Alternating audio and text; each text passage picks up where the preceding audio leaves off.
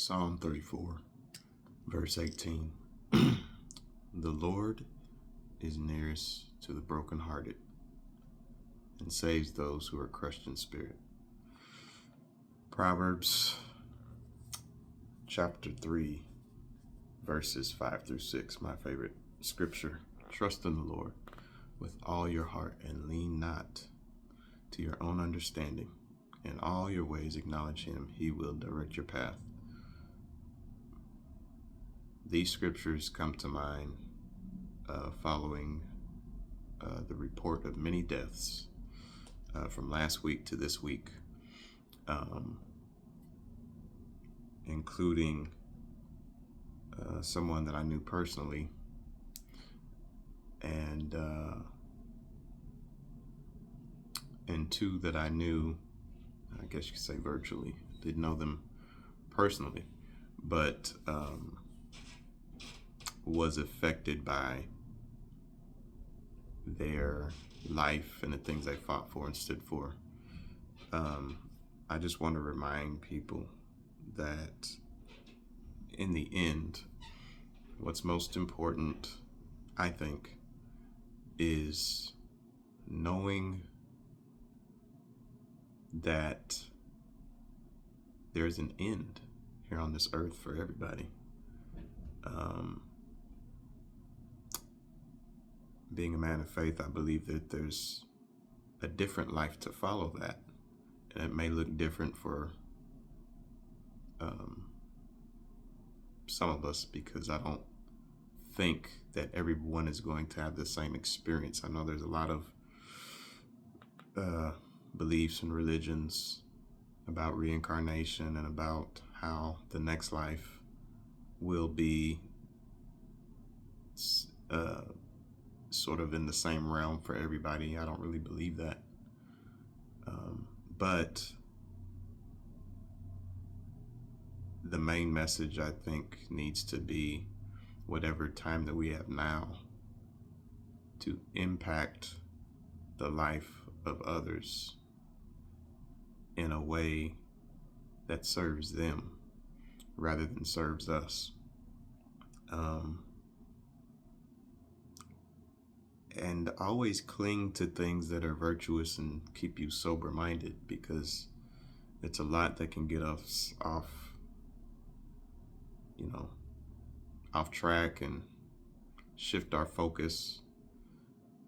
And it happens to me at times. I get riled up about things, especially when it's the matters of injustice. But I also know that our number one problem, human beings' number one problem, is we forgot who we are. And so therefore we do things and see things, say things, even feel things that aren't based on truth. When you don't know who you are, you tend to look outwardly at things, and you're reactive. You tend to be reactive, which on some level I'm sure we all do. But when you know who you are, you know that God has the final say. We're extensions of him.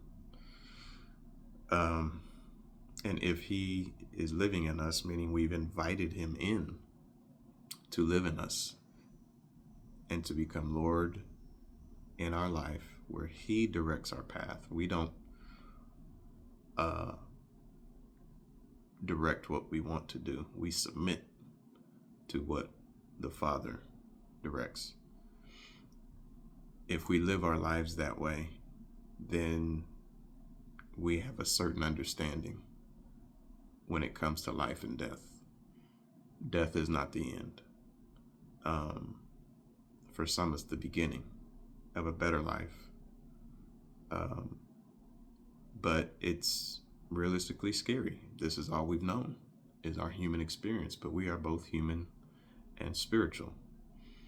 So when our physical life ends, the spiritual end, there is no spiritual end. we will just have spirit for the moment. And I'm not going to get deep into that. I just wanted to share a little glimpse of hope. I recently posted that my buddy who passed, when anyone passes, it leads us to mourning someone's death. However, believers do not mourn as others do. We have hope that we will see them again. But if you don't have that hope, when someone dies, a part of you dies, because you may not know if you're going to see that person again. And some of you may think you will never see that person again. Again, there's hope for those who believe. Be a little kinder to people today.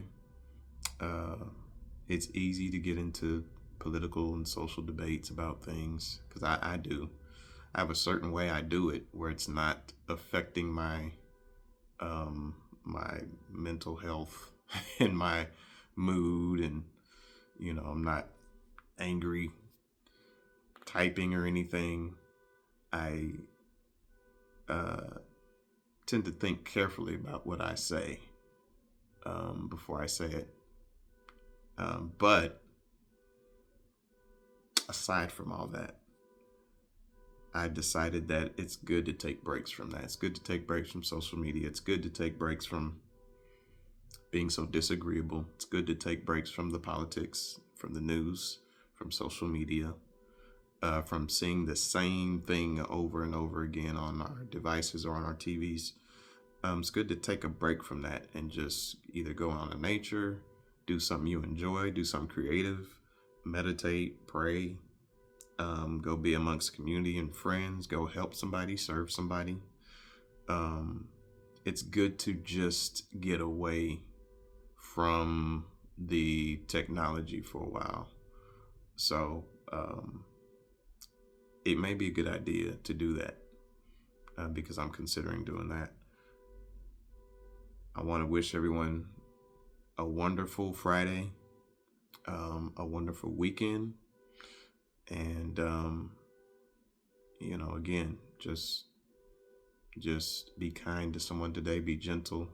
When I say someone, I don't mean your typical people. I mean like a stranger, or, sometimes we do have to go out of our way to do something kind. One quick example is somebody told me that I dated years and years ago. She said, I am just the most amazing and kindest person. Until I get behind the wheel, I turn into a demon. I'm like, that's not true. But I knew there was some truth to what she was saying, because I'm like, if she's seeing this, then I got to work on that. So I will purposely do things like let someone cut in, slow down, even if I am in a hurry. Don't say things under my breath. I was never throwing up any fingers. I never really did that to anyone. But sometimes I make myself slow down even when it's uncomfortable. I make myself be kind to someone who wasn't kind to me. I make sure I do these things because these are the kind of steps that lead to things like forgiveness and mercy. Extending things to someone that doesn't deserve it, but I'm choosing to do it because somebody has to do it.